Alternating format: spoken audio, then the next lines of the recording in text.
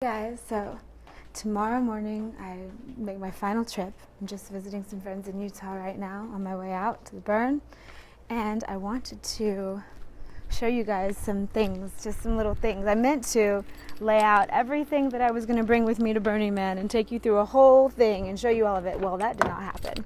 So, okay, over it. It's hot in this car. Wow. Okay, guys, so I want to show you some of the stuff. Just some of the fun little things that I'm bringing and give you some tips about what to maybe bring to Burning Man. Okay, those of you who are packing, those of you who've never gone. All right, so let's see if I can set this up so you can see. Okay. Ooh, it's hot. This will be short.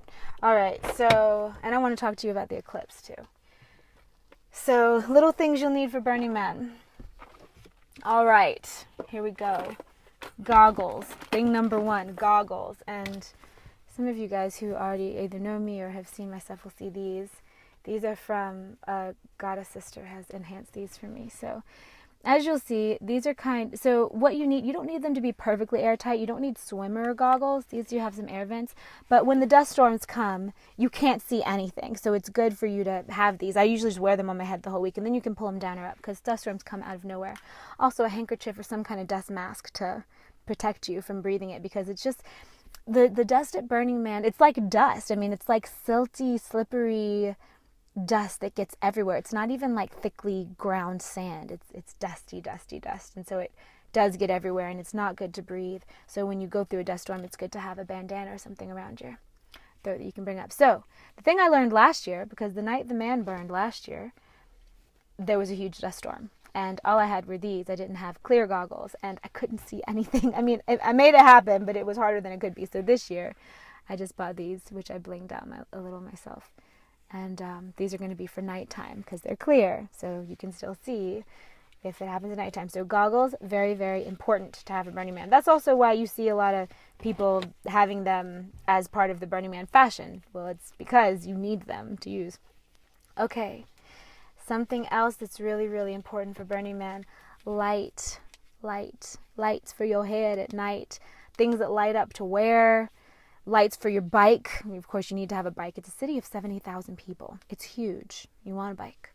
And lights for your bike, a little headlamp. I have right now in the back of my car, buried back there somewhere, I have a comfy seat cover to go over the regular seat for the bike, because I'm not used to riding bikes around all the time, and you can get kind of sore if you're not, which I'm not. So that, and also some lights to wrap around it so you can tell which one is yours, especially at night.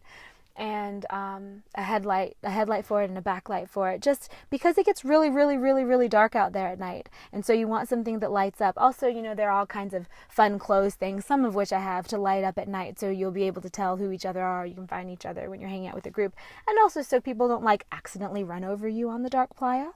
By the way, playa refers to the name of the actual landscape at Burning Man. It's this dry, hard desert that's kind of got those cracks in it from the sun, because I feel like when it rains it probably turns into muddy, slippery mud kind of stuff, and then after it dries again it cracks. The floor cracks. Okay, what else have we got? Here's a fun little circlet I may or may not wear. I got this from PantheaCon a couple years ago. I don't remember the name of the company. It had goddess in it. You can probably look at my old videos and see. Okay, very important to have at Burning Man. Oh, flashlight, of course. I've shown you guys this before. I've also got this thing that's going to hang where I'm in my tent that will light from a yurt thing that I'm living in. Okay, knife. I made an Instagram post about this. By the way, if you guys don't follow me on Instagram and Facebook, I post a lot over there, way more than on YouTube. So you might, if you're on Instagram, come find me. I'm Karis Molina over there. Okay, so knife. This thing is freaking cool, isn't it? Oh my gosh, yes. And the reason you need a knife at Burning Man is because radical self-reliance is a thing. You're supposed to only depend on yourself, and you're building your shelter. So usually it'll be a tent or something. Even if you're in an RV or something, it will be very likely that it will come in so handy to have one of these to cut old tape, to open something that needs to be opened. Get yourself a knife, bring a knife, especially as a girl.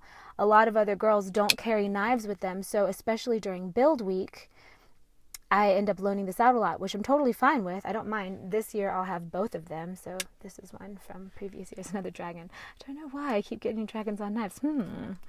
But this I'll have 2 to loan out more, and it's no problem to loan it out. However, I know that if I were in the position of always needing to find someone else who had this when I needed it, because you just needed it at little moments throughout the day, especially when building and taking down camp and structures and stuff. It's just really, really, really, really handy to have a knife. And then you don't have to wait on someone else and for them to have one and then for them to not be using it so they can give it to you, blah, blah, blah, blah, et cetera, et cetera. Also, don't worry, this is clean and sterile at the moment, a pea funnel. Yeah, this is the first one I've ever bought. I got it online, and it's going to make having to pee in the middle of the night so much better, because at Burning Man you can't go outside and pee. It's against the rules. It makes the way that the land doesn't just absorb it like it does in the woods. It's not right to do at Burning Man. You don't do it. So that then means if you have to pee at 2 a.m., which I mean who doesn't from time to time at least, you have to get out, put on your shoes, walk all the way over to the porta potties, and then use them in the middle of the night. 'Tis better to just use an empty water bottle, pee funnel into it, and then get rid of it in the morning, you know. So let's see. What other tips, Burning Man? Make sure you bring enough water. Oh, a hydration pack. Actually, I should dig that out. I don't even know if I'll be able to get to it while I'm on the call with you guys here, but I will try.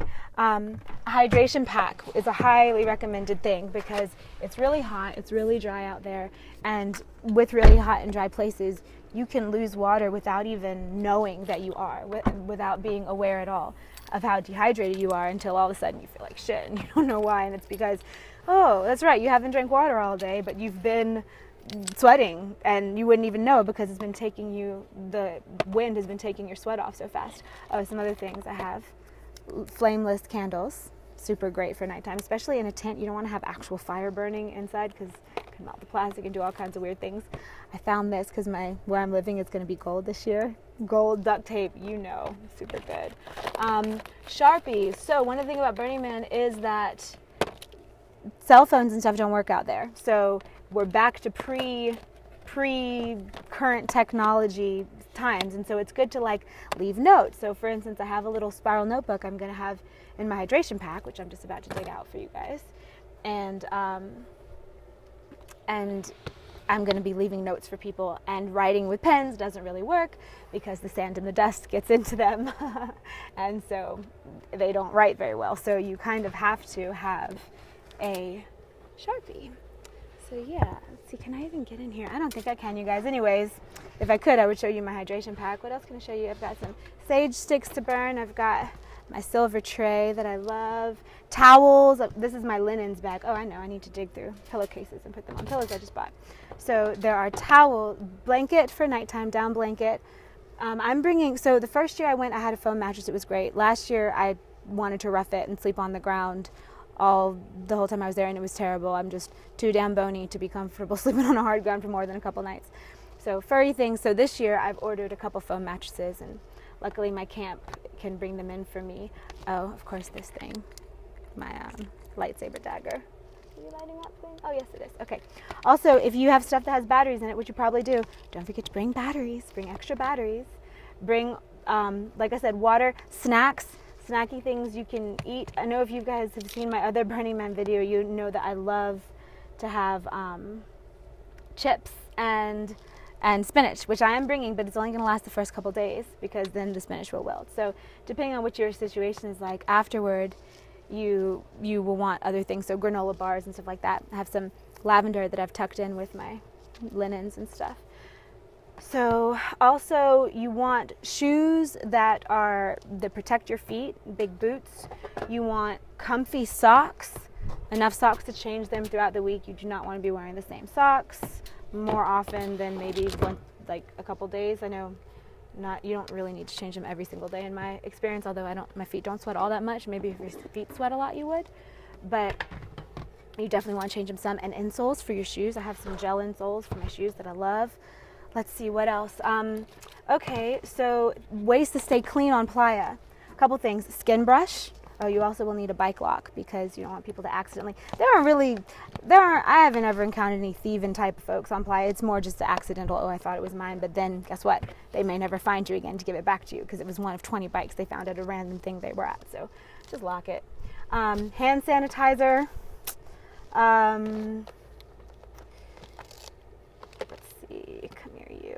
baking soda for teeth.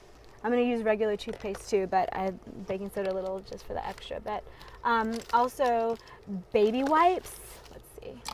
Baby wipes, because there are no showers. My camp luckily has a steam room, but it's not going to have it during build, so that first week I'm not going to be able to take a steam shower. Face wipes. My skin on my face is more sensitive than the rest of my body, so it has to be different ones. So as far as makeup and stuff goes, I usually take it off with coconut oil, put coconut oil all over my face, then take off the face makeup that way, and then do the baby wipe all over my face, and then put on whatever it is that you use, serum or vitamin E or whatever, or nothing, depending on what you want. For body, skin brushing with a dry skin brush, which I do anyways, and then coconut oil and baby wipes is where it's at for that. And you know, you can stay clean. You can stay clean on playa. You don't have to be gross and dirty on playa. Although, for some people, that's part of the deliciousness of the experience. And so I'm not hating on that. That's cool. I just kind of prefer to be clean myself.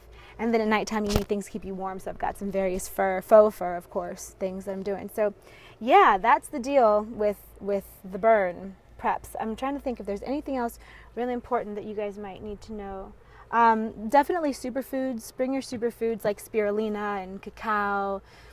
Really, you just want to make sure you have enough food, you have enough water, you're comfortable, you have lights, you have stuff for your bike, you're comfy sleeping at night, that kind of thing. I'm trying to think. Oh, I also have this stuff. I'm just going to show it to you guys through I forgot to tell you. This thing, it's soap that you don't need to rinse off. And you can just get this anywhere. I found some in the camping section at a superstore last year, but then this I ordered online because it's all natural and stuff, which is better in my opinion for what I like to use. But you can use whatever. It's just soap that you don't have to rinse. So you can just soap yourself up and then towel off. And it works pretty well.